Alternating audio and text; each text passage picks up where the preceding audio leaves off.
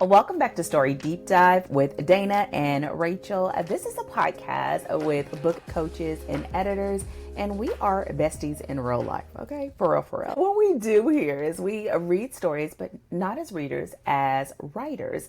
And so you get our takes, we draw in inspiration, our notes, and our insights as editors, while we have a lot of laughs and a great time along the way.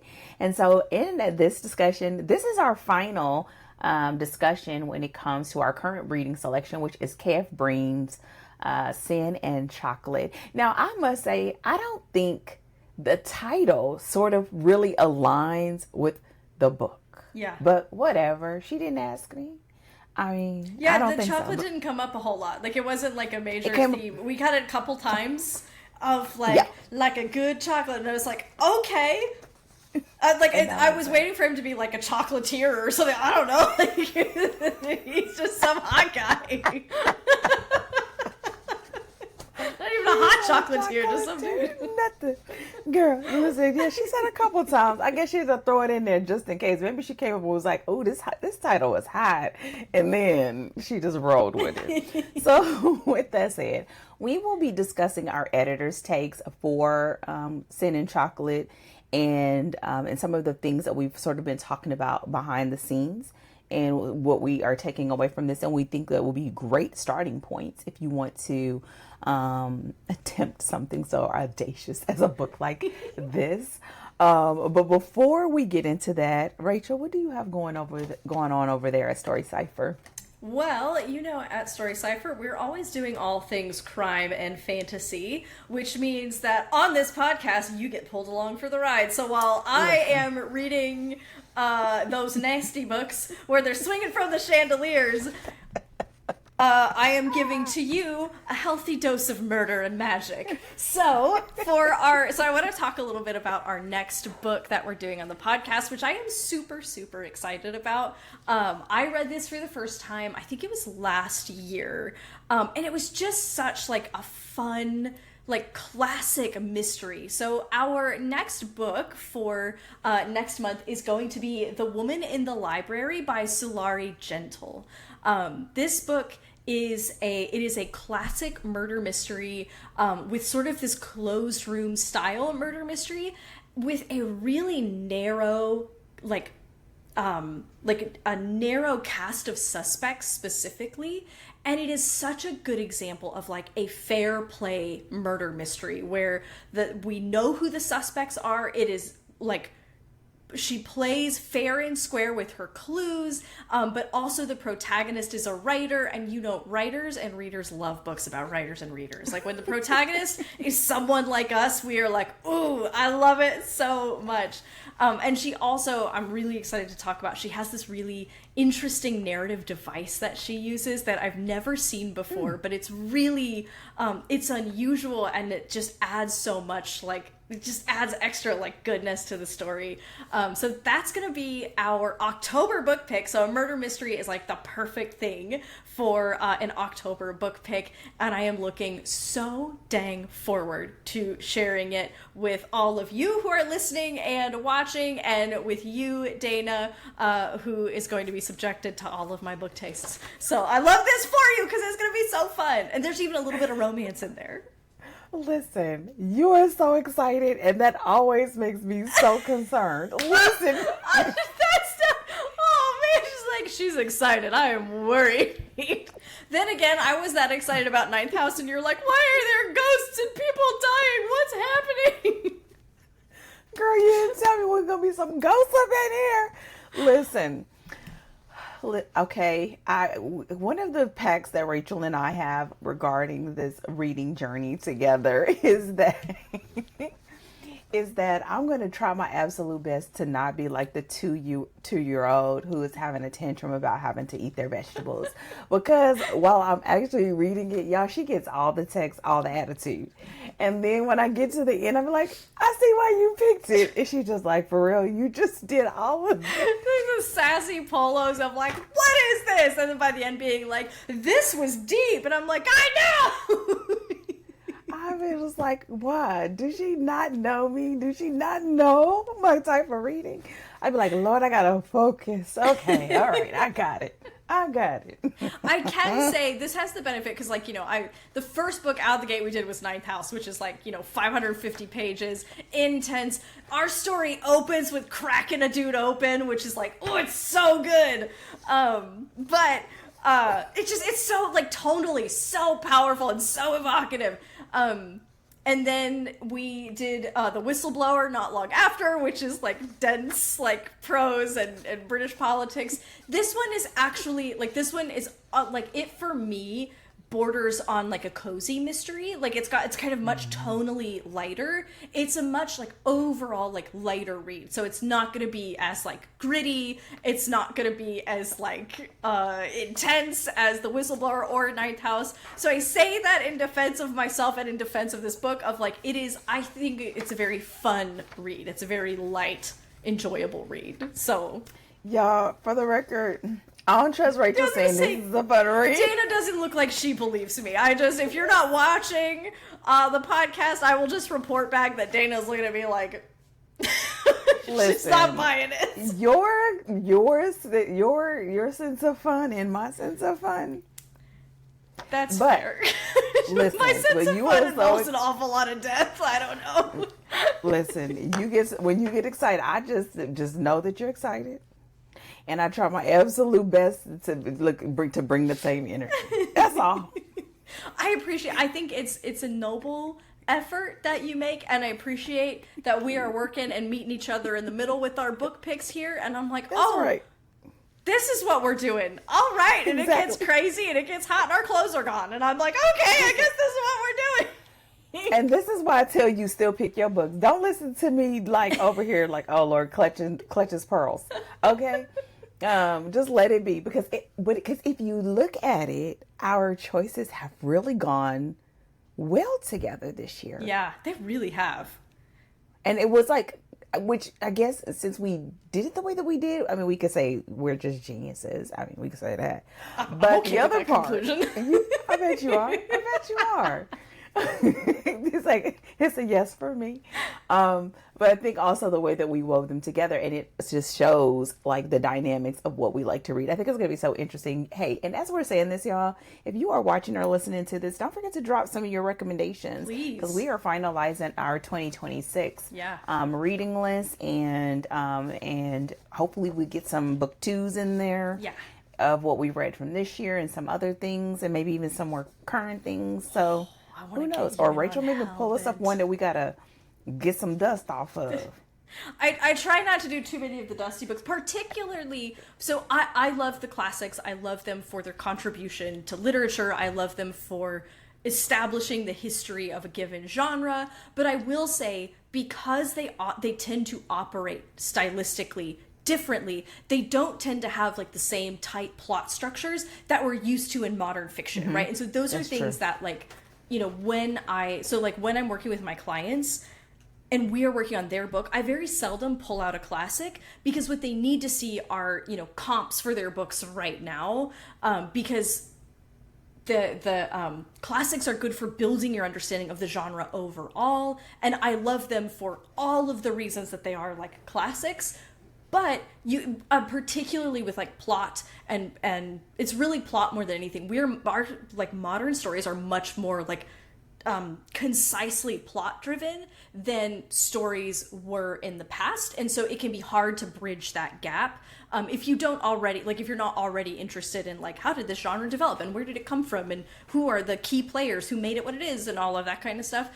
So for the most part, I don't think I will have any dusty books coming up, but we may be doing Hellbent, which I think would be super fun, and it's such a good book. Listen, I'm not even gonna if we do, we do. I will say this: I'm not a huge classic reader, besides when I'm forced to do it. However, I can appreciate something that's a little aged, right? Yeah. And that's a part of our process. We call it looking for your OG, right? Your GOAT in your genre, because what it does is, even if it doesn't align with the structure and or the full pacing the way that we would do now, especially for indie, it does establish a great tone and rhythm. Yeah. Right. And it's not the exact same, but it does do a great job of creating the container. Yeah. If you will. And so I can appreciate that, y'all. So See? I'm not going to go as far as to say that I will reach for a classic.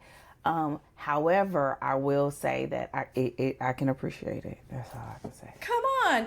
Well, and we talked a little bit about last week or the week before, I don't remember, but about like this book, Sin and Chocolate, being one of those good genre establishing books that's like really kind of like, it is sort of one of those container books for romantic fantasy. And that's kind of how you thought about this one. Because this one came out, this book came out before, so romantic fantasy has been around for at least a little while, before it sort of became romantasy as we know it now, or like as sort of like the book talk trend that it is. And this came out before like romantasy was the thing that it is now.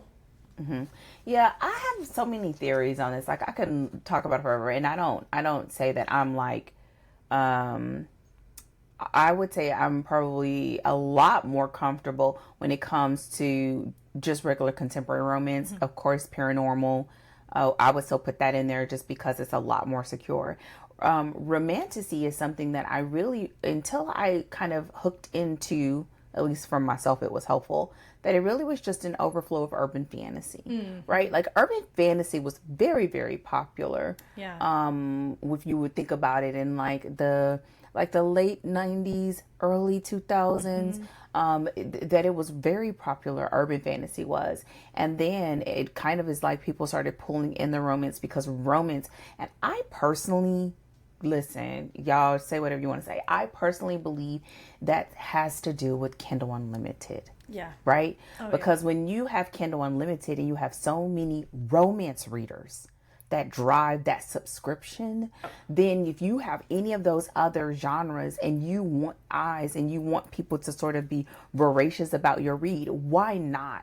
Right? I just think y'all have other thoughts about how to do that. But, bringing in the romance. And I don't think that was the first time that we had a romantic fantasy. Yeah. But I think it was the first time that we had stories that were intentionally dual genres on purpose. Yeah. Right? And that it was sort of woven in and you cannot remove one or the other, or you would just dismantle the story. And I think that's the thing. So by the time you take the thing, social media and TikTok and book talk, it just sort of poured gasoline on it because I think it was a great introduction. Now, what happens is it's very interesting to see people transition from those romantasies or those gateway romantasies, right, into the actual genre books. And you can look back and be like, okay, well, it was good, but maybe not as good as this. Yeah. And that's usually because the others are a lot more structurally sound. And maybe it's also because they were charting new territory and you are sort of mixing two genres while at the same time trying to figure out how to get that palette and how to get those seasonings and everything right to make it not just palatable but desired. Yeah. And so I could talk about that forever. But as someone who loves to study that's how I stumbled on this book, and that's how I stumbled on K.F. Breene, because I am not naturally a fantasy reader. I would read African American romance and a couple of others sprinkled in all day, every day. But I was going on this journey of reading, and I think I even put another one of my romantasy ones on our list for next year, but of reading some of those romantasy books that keep coming up and that I'm, again, calling them gateway romantasy books. They seem to be very a low barrier of entry where you don't have to have a lot of understanding. And sometimes people are almost shocked by the romance, but not realizing that that's the nature of romance because they're not romance readers. Yeah. Right.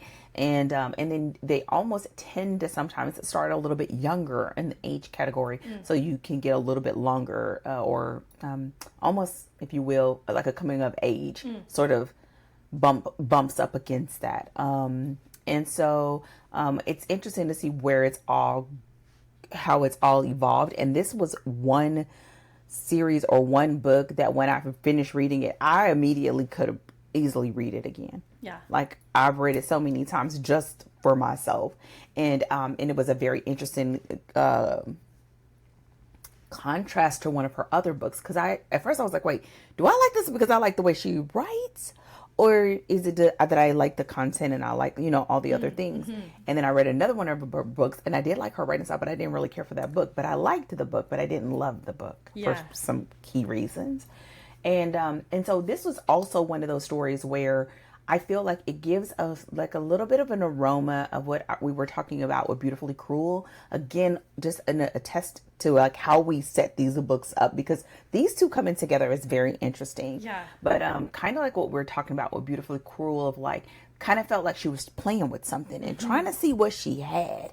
And I feel like there are some aspects of this story that feels like that, but not executed in the same way. And it may be the difference in where she was as a writer. I don't know much about this author.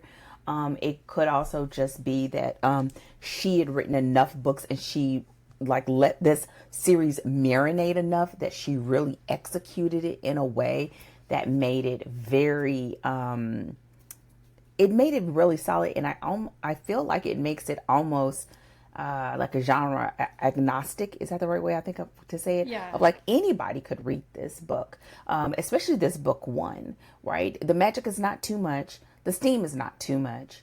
All of it makes you curious. You could be someone who is a fan of suspense or mystery. Maybe not so much in book one, but as you move forward, maybe. And I think you could pull romance and fantasy readers or romantic fantasy readers equally with this book, because the otherness of it is not so over the top, in that it is tastefully, if you will, done. And so, so it was one of the reasons why I recommended it to you.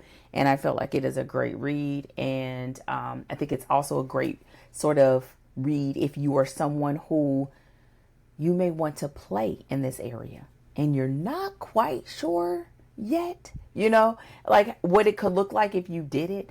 Because a lot of like paranormal is more focused on werewolves and shapeshifters. And this is one that the way that this book is set up, book two could go anywhere. It could be almost any species, which lends itself to the fantasy aspect of it.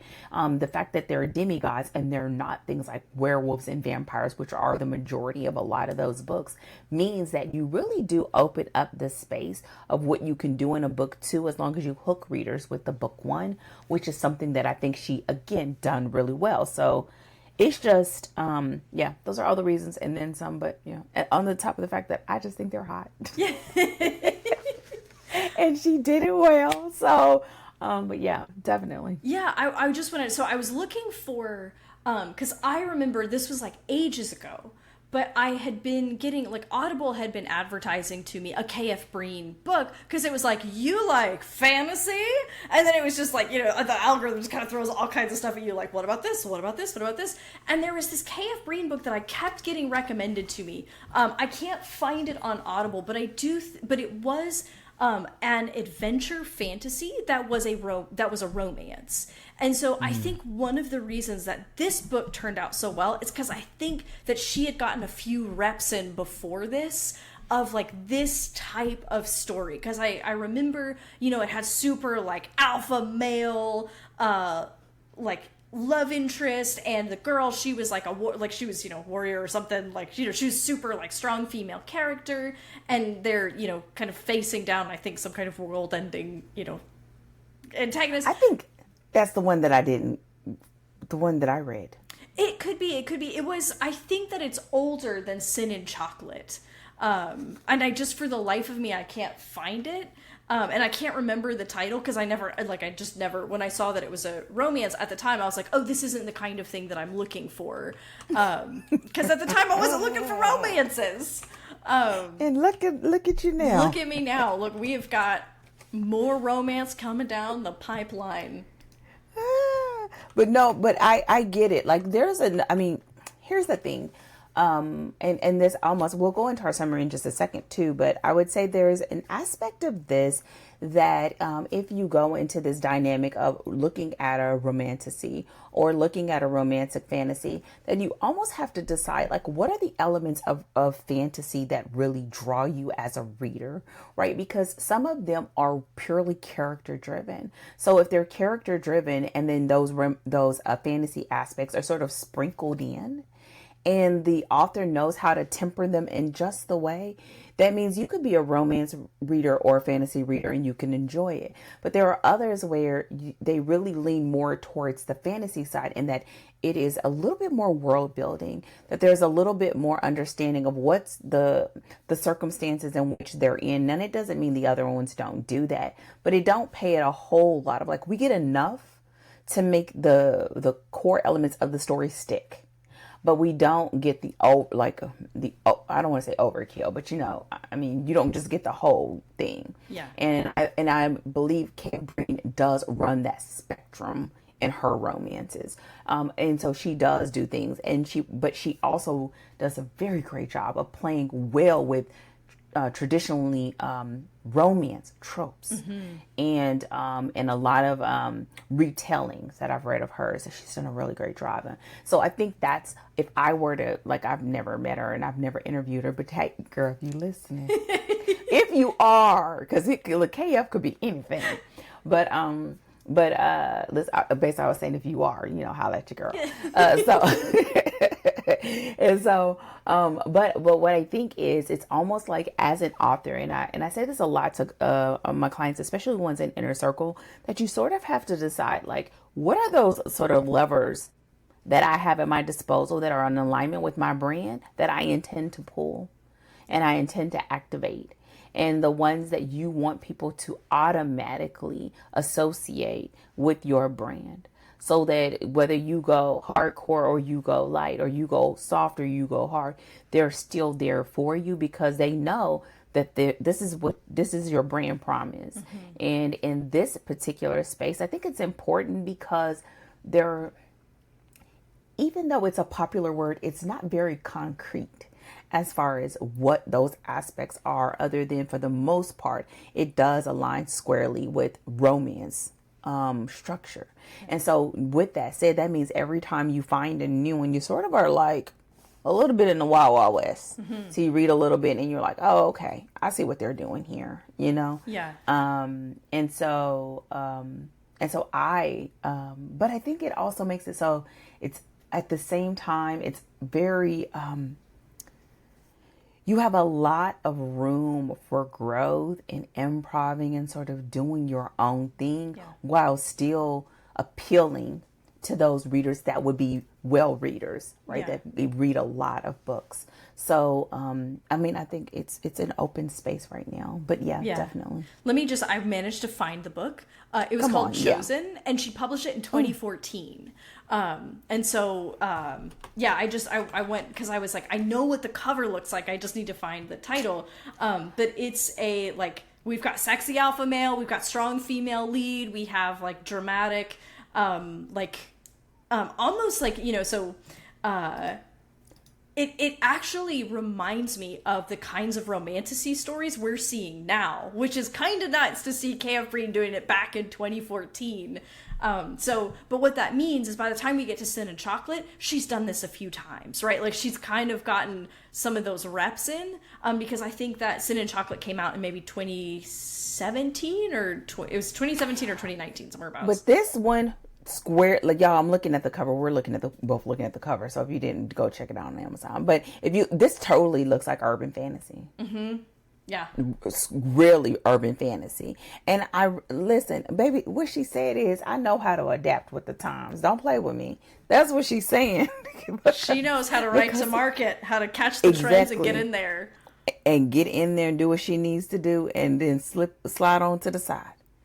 And I mean, I need to take a look at it just to see. But yeah, I think and here's the last part of this before we really get into our true discussion. I think it's so important to do your market research. Yeah. You've got to do your market research, because if you really did when I sat down and did the market research on this, and I honestly did it, most of my in-depth research that's not in my own books is because of clients, right? Working with the client. And when I started digging, I was like, wait a minute, this came from urban fantasy. Mm-hmm. Now, this now no book is going to say, well, this came from urban fantasy. Yeah. Now, sometimes people now will report, and y'all done heard it here. So if you heard it here, go ahead, snap it up. But once I saw that, I was like, oh, that makes a lot of sense, mm-hmm. right? And so it then becomes this sort of dynamic of a recipe, mm-hmm. if you will, right? A recipe of what are those elements for you? Are you really about being character driven? Are you really about the world? Are you wanting to have a tight cast? Are you wanting to have a cast that you can grow into, do spinoffs on? Do you want to do standoffs? Do you want to do series? Do you want to do trilogies? Mm-hmm. You know, do you want to create one world and have all of the books that you write under the umbrella of that world, and so that your readers are sort of just getting a little bit more knowledge into your world as they continue to read? And the great thing is you don't have to make all of those decisions at once, but you do want to make them. Yeah. Right? To be able to ground yourself and root yourself enough. Mm-hmm. Yeah, absolutely. Well, look, that was our small talk for today. We just went all around the kind of like a little bit of romance history. Hell yeah. But it aligns. But we promise. Go ahead. Oh, well.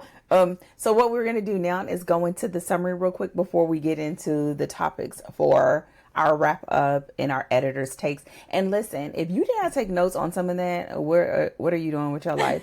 Because that is going to pull right in. You already got some takeaways. Okay. Come on, and some tea. All right. And so you want to take that and you want to bring that forward, because a lot of that spills over into what we're looking at in the editor's takes. Mm-hmm. Because if you're saying, I want to write a story like this, it's hard to write a story like this if you have no idea of where it came from. Mm-hmm. It's kind of like Rachel and the classics. I just got to take her word for it. You know what I'm saying? That's why I do the research so my clients can read their comps, and then I can talk them through, here's where it came from, here's why it, I take that job upon myself of like, if you want to go and dig into this, you can, but you need to be looking at your comps. Let me tell you how we got here. And I just make up for that in volume. Okay. I just read a lot of books. I read a lot of books, a lot. But you want to know that, and you want to be able to, the more that you can have a sort of through line, mm-hmm. to the source, or some of the most original books that made the current version of what you are sort of conceptualizing possible, mm-hmm.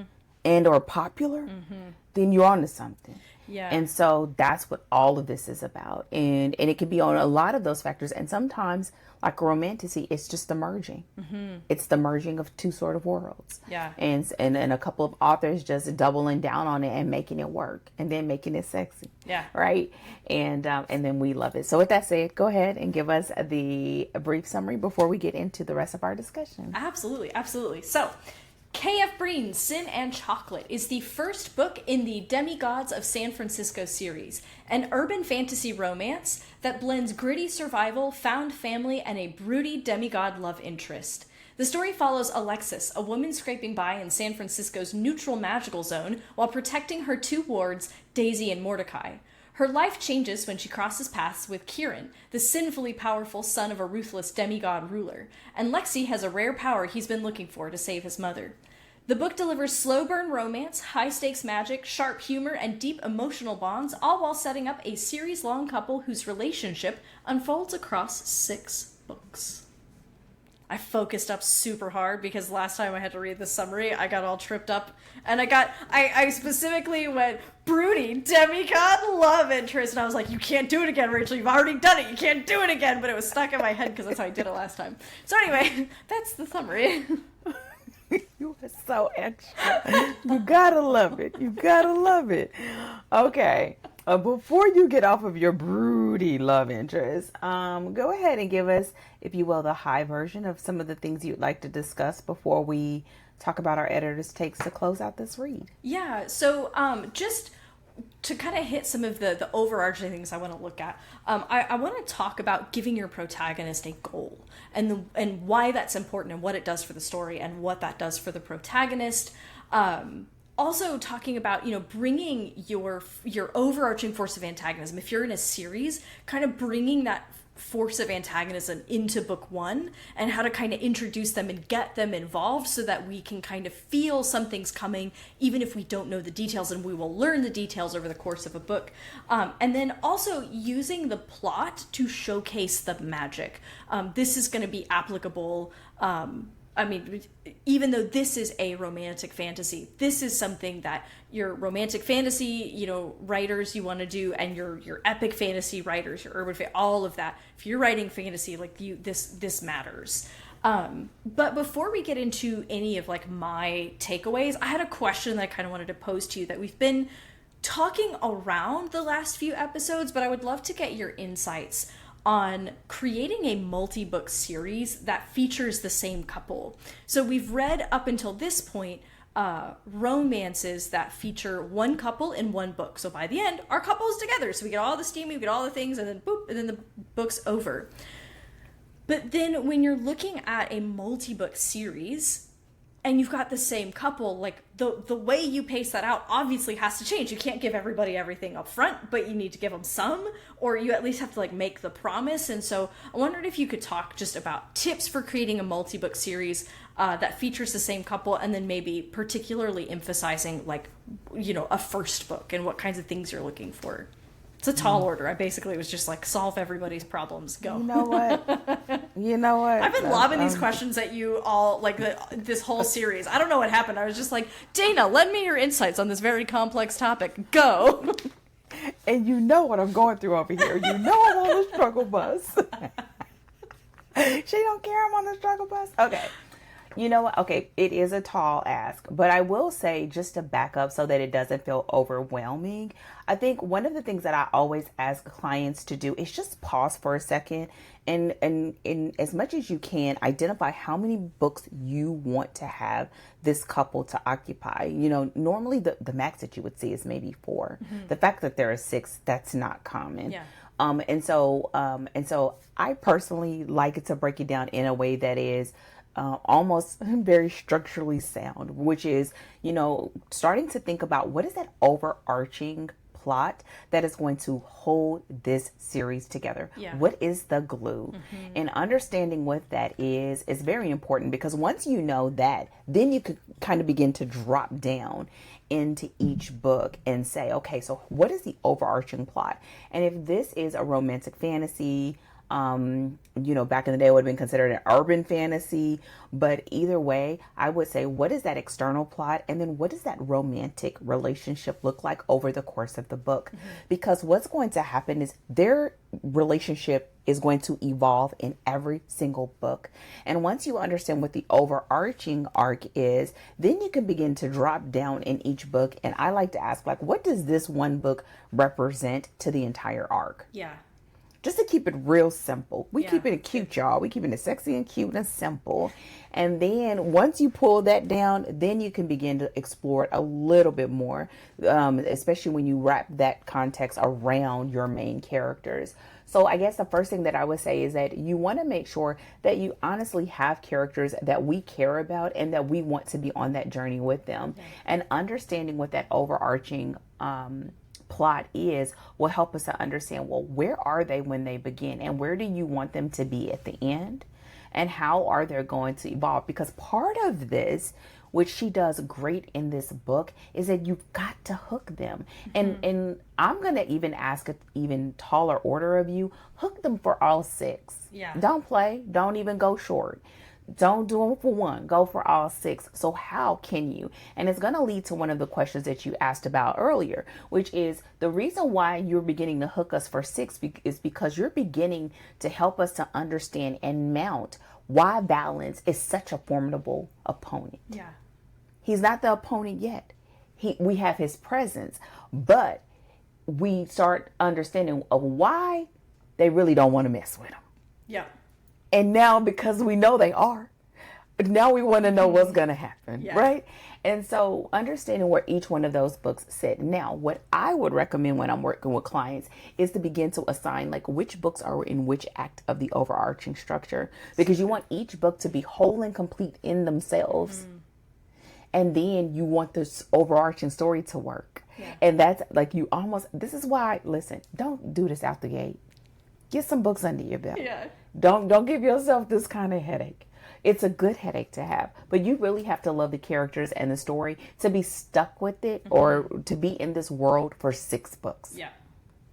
We didn't talk about the word count, but I would say in the ballpark, I don't know. I'm going to look at what the box said.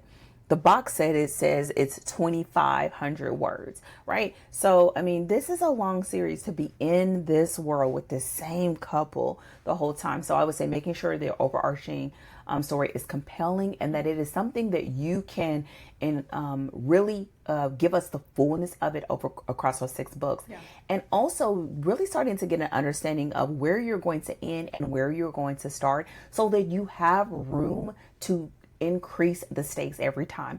Another downside potentially or a con of having 6 books is every book you got to up the stakes. Yep. Well, you can't start book 1 down on the ground or no one's going to get to book 6. Yeah. So you really have to have enough dynamics and enough moving parts at play that you can increase those stakes while at the same time evolving this relationship and while at the same time exposing us in this capacity to this world.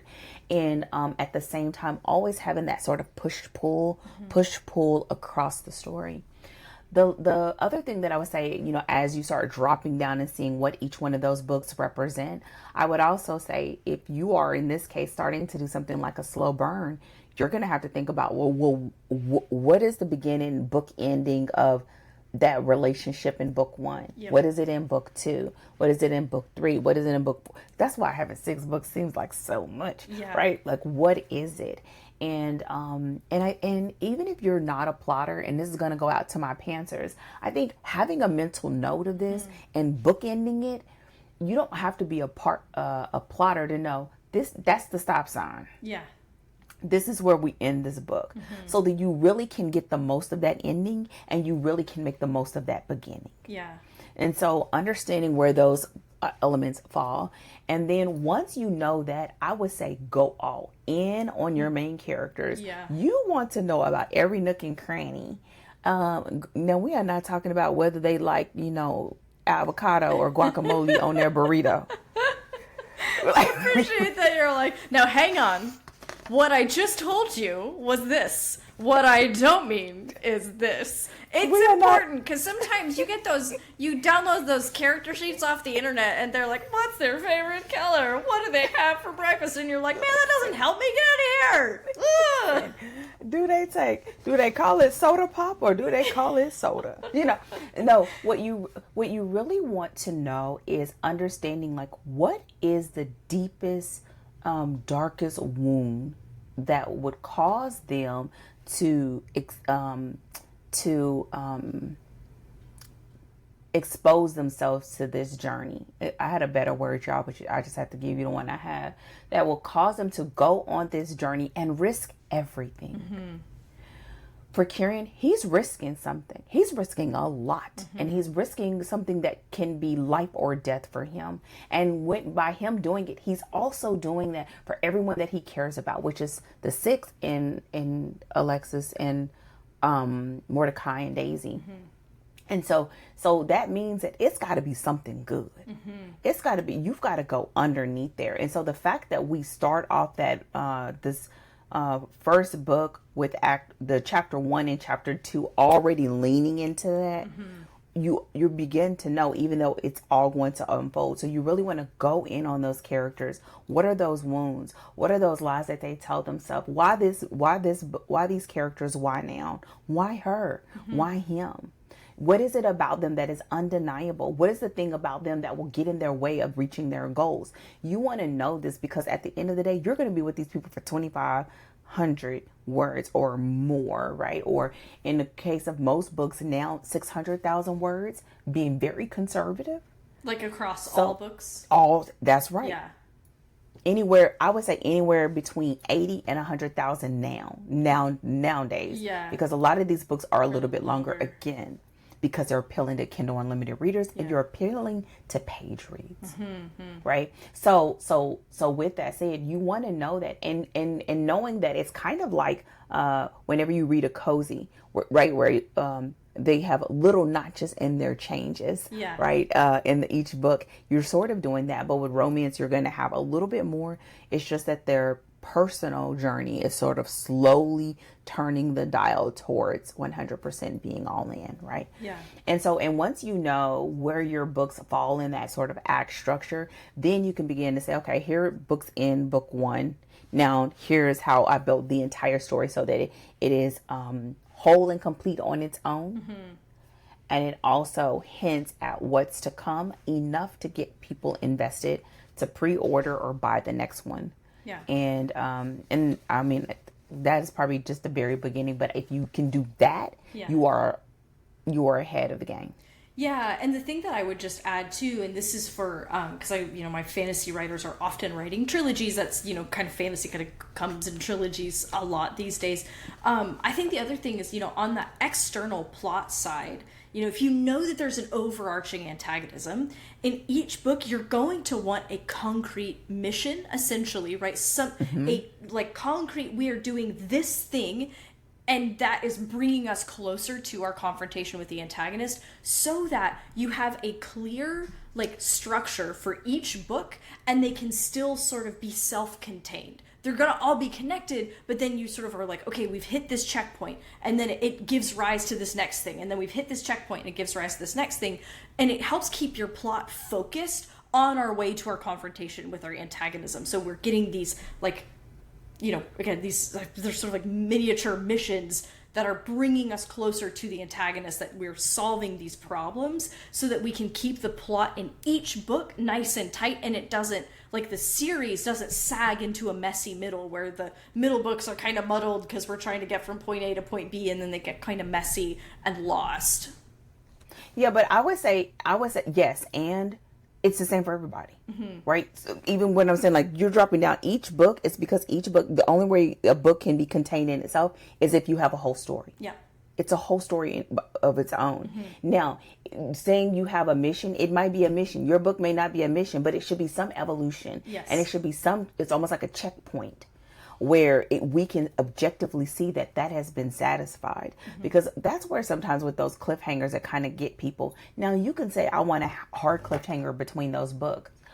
And even when you have an hard cliffhanger, you can still make that work when you have a complete story, and that cliffhanger is the escalation of what they thought they completed. And it's like the old school infomercials, but wait, there's more, right? That's how you want your cliffhanger to be, so that you can't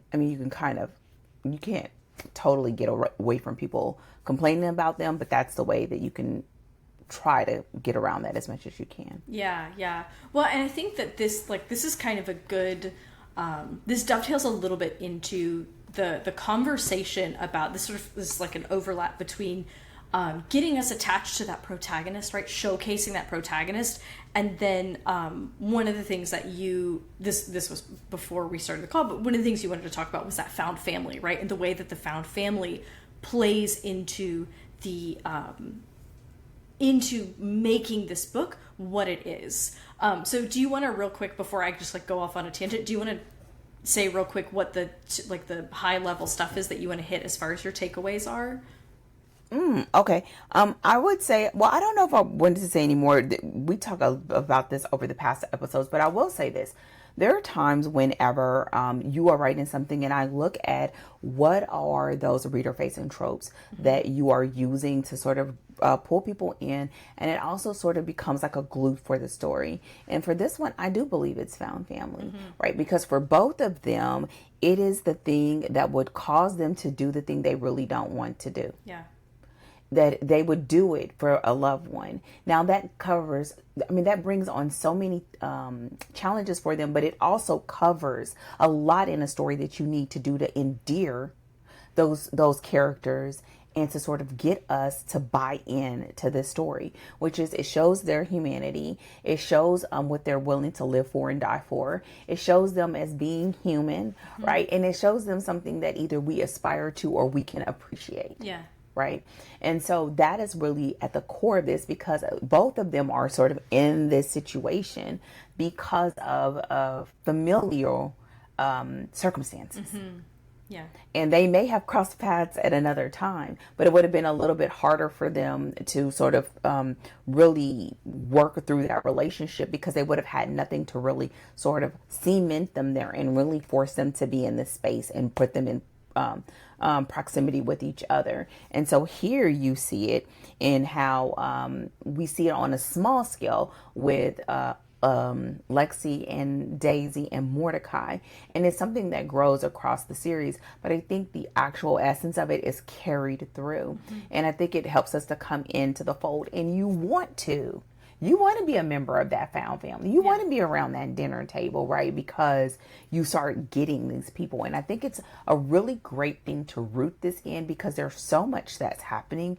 There's the romance, there's the action, there's the mystery. But at the heart of it is just people who sort of are been outcast, who have been counted out, finding a place where they belong, period. Yeah. And so that's one of the things. And so I would say, as a takeaway from this one, this was a big moment, but I would say even for yourself, like you can have all types of tropes in a book. People, you may say only a few, you may end up having a million, trillion, whatever, but there may be a couple that sort of just roots everything. Yeah.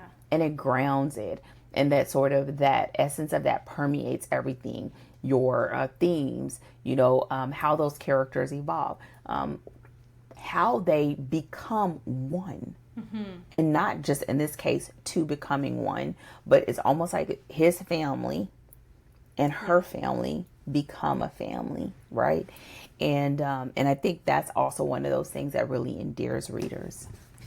Yeah, and this is sort of like, this kind of connects into the takeaway that I wanted to highlight of like, one of the things that this book did so well, and that any writer can take from this book, and I feel like this feels like maybe like really common writing advice, but maybe it just is because it's so much easier said than done. But no matter what genre you're writing in, your protagonist should have some kind of goal. They should be in pursuit of something. And this found family, Lexi's wards, are what gives rise to that goal, right? Which is, I want to care for and protect my family. And so when we open the story, this is what she's trying to do. And the way that I teach kind of goal and like inciting incident in particular, so that it flows into the story itself. In general, your protagonist should have a goal prior to the inciting incident. They should be living their life toward something. And then that inciting incident, their goal should either get upended or transformed or complicated in some way by that inciting incident that, crosses their path with the story. So that goal stays relevant and it continues to be a drive of some kind, but it sort of directly collides with the inciting incident, so that they are colliding with the plot of the book and getting sucked into the story. And now they're kind of getting whisked into, cool, I'm involved in this now. Like I have to now I have to solve this problem relative to whatever that goal was. Again, it might completely change what their goal is. It might complicate what their goal is, might transform it altogether, whatever that thing is. But what that does is it means that pre-inciting incident, your protagonist has something to do that matters to the story, that can get us up to the inciting incident, and then it allows us to see who they actually are. So you don't have to narrate what they're like. You don't have to explain it to us, because we are literally watching it happen in story relevant ways. So it's not like, just seeing like, let me show you a slice out of their ordinary life. It's not... Okay, this is going to sound rude. I don't mean it rude. It's not that interesting, right? Like, it's because you've made us a promise, whether it's through the book blurb or the cover or whatever, you've made us a promise that we're going to have a story. So if we just get kind of like an irrelevant slice of life, you might get away with it, but you do yourself one better if you bring it into connection with the story itself, so that way we can actually see them like being themselves and demonstrating that character, and it motivates them to act throughout the story. So they're not just watching the world pass them by, where they are like, the protagonist is super boring and they're just a camera watching the cool events happen, and they're also not just sort of reacting to what's going on, but they are making active decisions in the story and affecting the way the story unfolds because of that motivation. And we understand why they're doing what they're doing because we see what that motivation is. And so that really, I think that K.F. Breene did this really well with Lexi, because she has one thing that she's after. That's protecting and caring for Daisy and Mordecai. And that drives everything that she does in the story. And we see it over and over and over again as she kind of keeps colliding with Kieran, and the way that Kieran complicates and transforms her ability to do that. And we see it with Kieran too. Now, here's the thing too about this. Like, on one hand, you'd be like, okay, you could tell a story and tell any story that you want to tell. I mean, you're grown. I mean, most of you are grown. I mean, I hope you're grown if you're listening to this. But the other part of this, the flip side of that, is when you know that, it makes it so much easier to edit. Right? Because it gives you this like driving force, and it gives you this through line to keep your eye on. Because the same way that Alexis has a goal, Kieran has a goal too. And that's why we have the inciting incident, but the reality is they both disrupt each other's worlds. Yeah. And being clear on what that disruption is and how it disrupts it and what the fallout of that is what allows you to have a good, messy, juicy story, right? Because we love a good, messy, juicy story. And so knowing what that is and being able to identify it and to be able to clearly establish whether it is there or not as we move forward is how you can begin the process of making that baby shine. You know what I'm saying? And so, yes, definitely. Now, with that said, there was something else that we did want to point out, and that's really going back to some of the things that we talked about with our characters of Alexis and Kieran, and the antagonist, which is sort of off the page but present, which is Valens. And we kind of already said it, but it's just remembering that he's sort of coming up. He's there all the time. But I would say it's in a soft way, right? Because it's off the page. Yeah. But at the same time, it's almost like, I'm gonna give y'all this example, and it may not be right, but I'm gonna go with it. I'm a goer. Okay. It's almost like when a woman thinks her man is cheating and she's collecting receipts. You know what I'm saying? She's collecting receipts. I didn't know where you were about to go. I was like, I don't know where this potential metaphor is going, but I'm on the hook for it. I wasn't expecting that one, though. Look, but she's here already. We're on a hot line. So all the while, what you have this opportunity to do, because we see him early, but we don't see him with our eyes, if you will, is that you can begin to collect receipts. You could begin to help us to understand why he's a formidable opponent. You can help us to see why this adventure or this pursuit is really not opportune. And it helps us also to see, on the flip side, the type of people that they are. Yeah. And who they're turning into, and what do they value, and what do they cherish, and what do they protect, and how do they protect it, and are they willing to stand between the bad thing and the person that they love? Yeah. And that in itself is the best way of showing who they are and showing how they evolve. So having him show up early means that every book we're learning a little bit more about why Kieran really shouldn't be doing this. And Lexi really shouldn't be in on it. Yeah. Lexi 10 toes down, and Kieran said, I don't care if it's all gonna burn, let it burn. Yeah. And we are here for all of it. A hook, line, and sinker. Yeah. But knowing that in the beginning helps us. And I think that's another one of those elements that pulls us in, not just for one book, but for the series. The final thing that I want to say about our two main characters on a high level, I really like the fact, and I think it's helpful to have Kieran is presented with an open wound.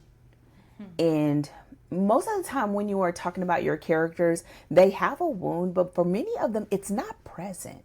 Yeah. Right? It's something that's more like an echo or something that taught them a lesson that they don't want to repeat.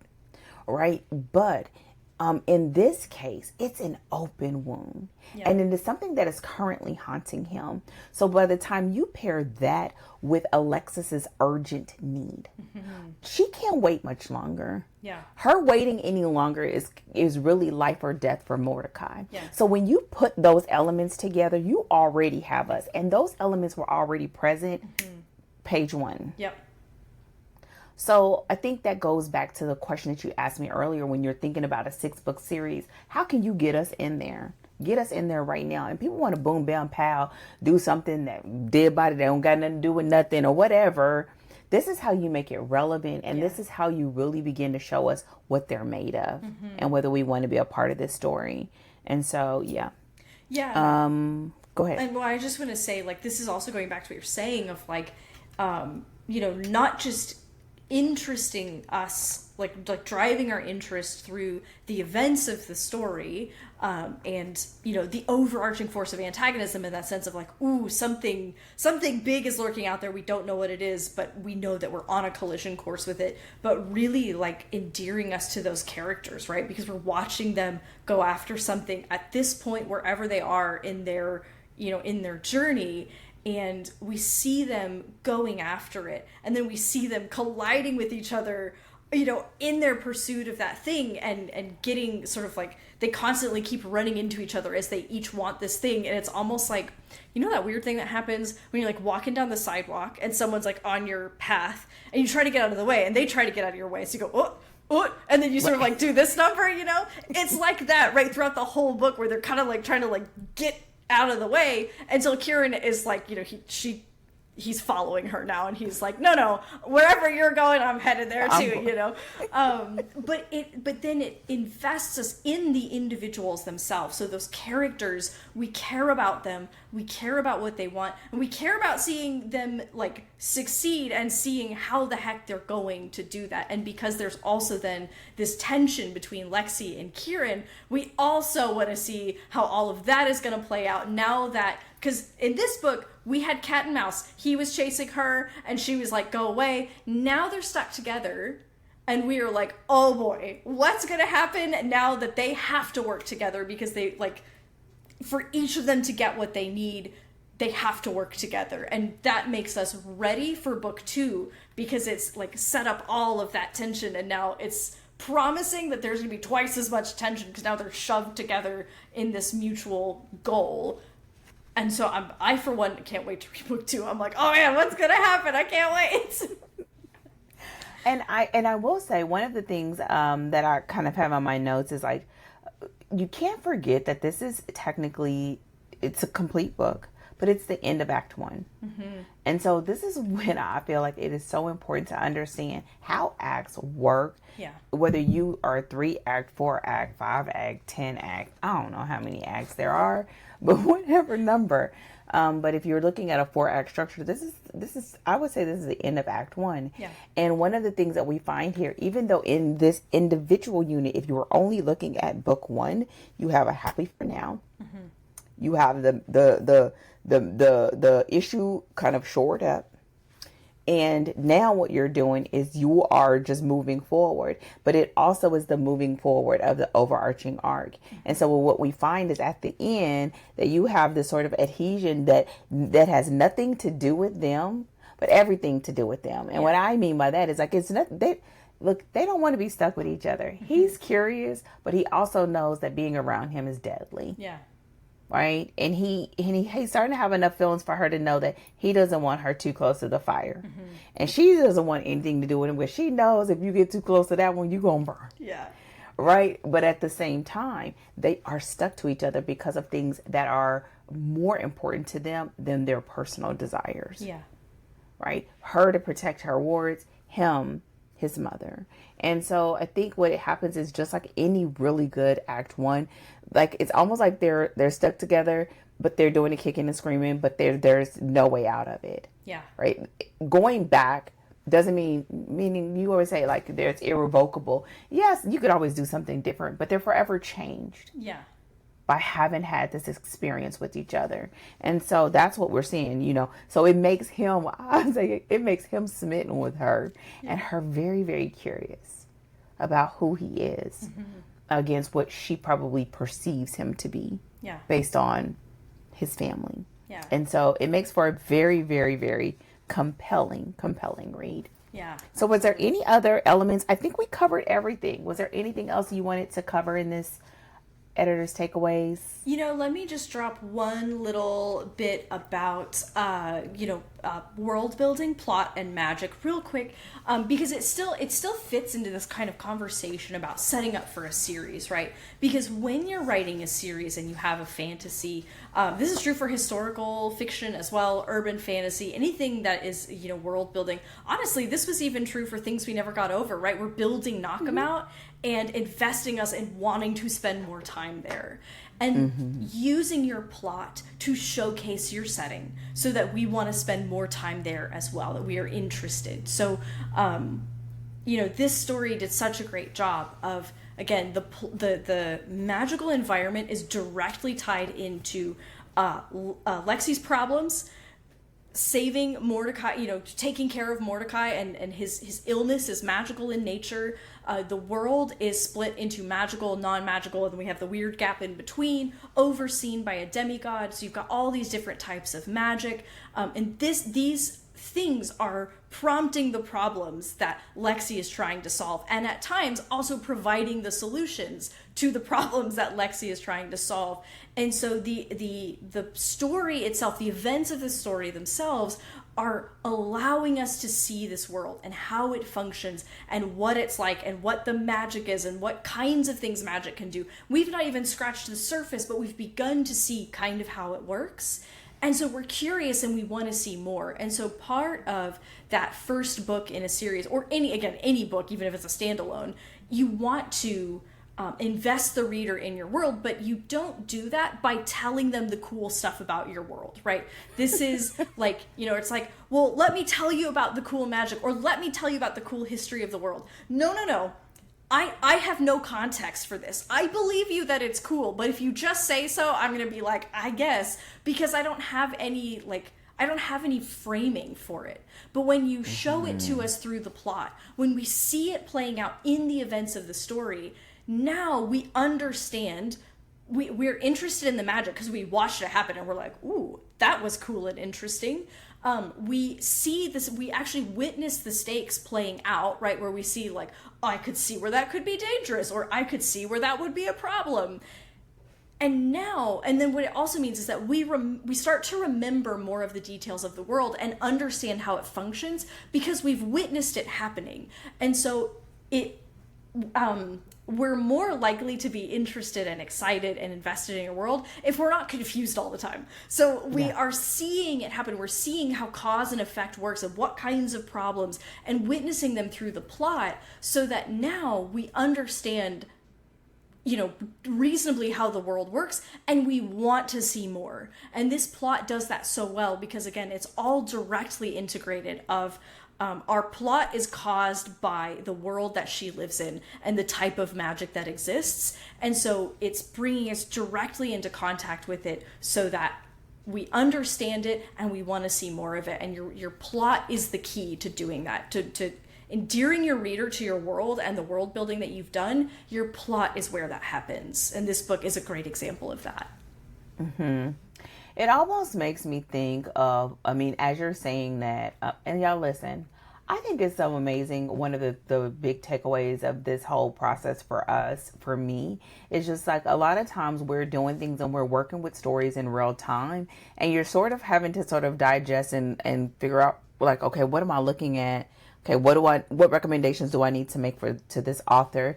But when you are doing what we're doing now and you're continuing to read, hence why you're always hearing to read in your genre and read as much as possible, is because what it allows you to do is chew on that sort of thought. Because to me, one of the things that makes me think is if you're someone who is sort of a little bit not concrete in how you want your world building to be, whether you want it soft or hard magic or whatever, or whether you, or the capacity in which you want it to occupy in your story. You know, part of that may be getting through that first draft, so then you can begin to see when you pull back and you look at the scope of your story, then allowing yourself, because you know I'm a huge plotter. I'm gonna work that out in the plot, but most people that's not true. Yeah. And so being able to look at it, because what that's going to do is help you to identify what scenes can you turn up, or which ones can you remove, so you can get another opportunity to showcase this that will also pull the story forward. And I think it would help you to also make sure you do it in ways that feel not so forceful, but almost in a sense of curiosity. To make us curious about the world and want to begin to start structuring what we see of that world in our own minds. So as you begin to unfold more and more, we're building this world. Right. Absolutely. And we want to see more of what's going on in it. And so I think that's a dope concept. Is there anything else that you want to add before we close this baby out? No, ma'am. We covered everything that was on my list. Alrighty. Listen, y'all, I had a list a mile long, but I do believe we have officially come to the end of our discussion and our talk of Sit in Chocolate by K.F. Breene. We are so glad that you joined us. Thank you so much. If you haven't done so already, don't forget to like, comment, subscribe, leave a review wherever it is that you listen to this podcast.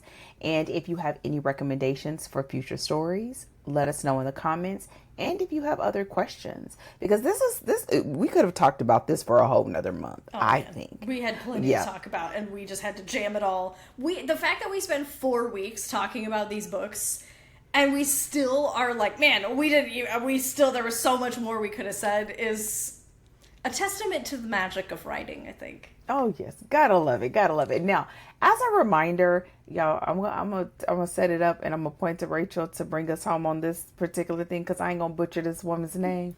Our next book selection is The Woman in the Library by Sulari Gentle. For what it's worth, I literally went onto YouTube and looked for an interview with her where she said her own name so I could say it right. Like, I was like, okay, I gotta find it, just make sure it's not like, it's not any like crazy spelling, but I didn't know, is it a soft G, is it a hard G, is it gentle, like I went and I did all my research because I was like, I'm gonna get it right. So by Sulari Gentle. I'm gonna be doing this the whole month. Back to you, Rachel. Okay. So you have an opportunity to grab that book and read it and go along the process with us. You also have a whole catalog of other books that we have read and discussed, especially the ones that we mentioned in this episode. And so go ahead, make yourself comfortable. Go forward, go back, but stick around. So with that said, we appreciate you as always. And yeah, your girls are out. We'll talk to you soon. And as always, happy writing. Goodbye.